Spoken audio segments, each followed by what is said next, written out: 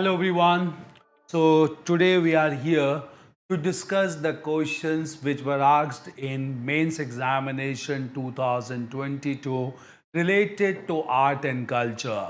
As you may be knowing, in paper 1 of general studies, questions are asked from history and culture, and this time in mains examination there were 3 questions which were asked from art and culture.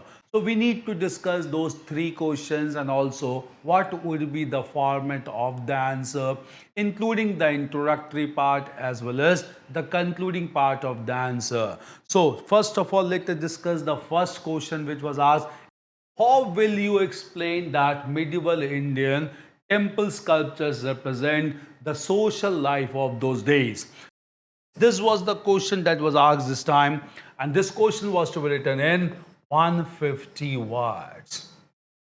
The keywords are: how will you explain that medieval Indian temple sculptures represent the social life of those days? So how social life get represented by the sculptures of medieval Indian temples? We have to write this answer. Clear? So first thing that needs to be understood is this question is not about architecture. So first thing that you need to understand is that what this question is not asking. This question is not asking about architecture, so you don't have to write anything about architecture. What exactly you have to write is how social life is represented or reflected in the sculptures of medieval Indian temples. Clear? Now, first of all, what are the major social components represented through sculptures of medieval Indian temples? Clear? The first thing that gets reflected is social stratification. First thing that is represented is social stratification. This is a major reflection of society, social stratification. And how this social stratification gets reflected?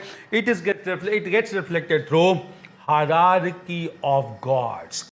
So through the concept of hierarchy of gods, the social life gets represented. Moreover, in major temples of medieval India, there's a concept of main shrine versus the subsidiary shrines. So there's a concept of main shrines and subsidiary shrine.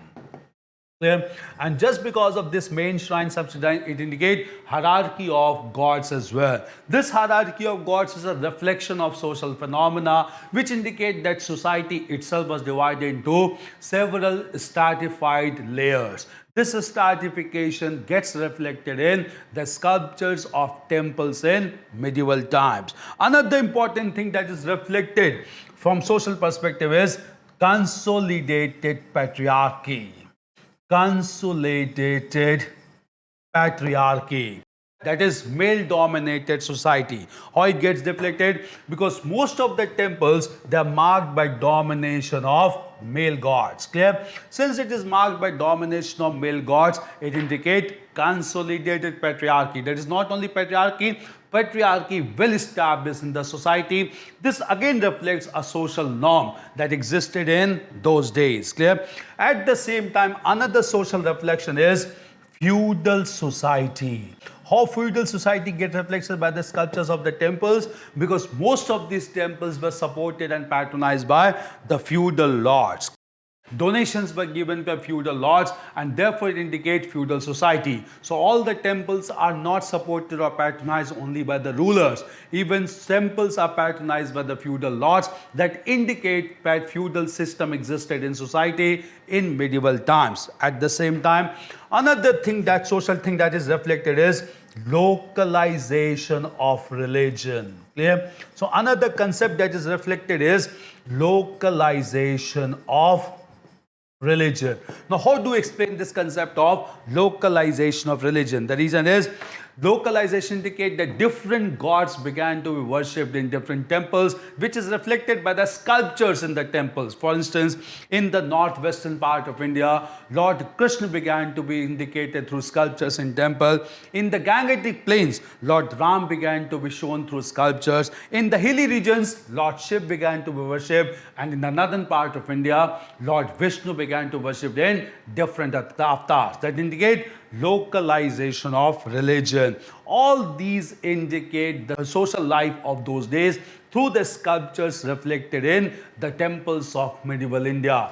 So in the temples of medieval India, we find major sculptures indicating social stratification, consolidated patriarchy, feudal society, and localization of religion. After writing all these points, then finally you have to write clear that since art and architecture are reflection of society itself, therefore society itself, the social life gets well represented through the sculptures of medieval Indian temples. This would be the concluding remark related to this question. You have to write this question, clear? In between you can give some examples also to make the answer better. You can write with example of main shrine and subsidiary shrines in major temples of Gujarat. Consolidate patriarchy, male gods, any temple you can take. You can take the temple of Jagannath temple at Puri. Feudal society, because society, a lot of temples promoted by Chandelas of Bundelkhand. Localization of religion, you can write major temples like Lord Krishna temple in northern part of India and Rajasthan. Shiv temple like Brihadeshwar temple in southern part of India.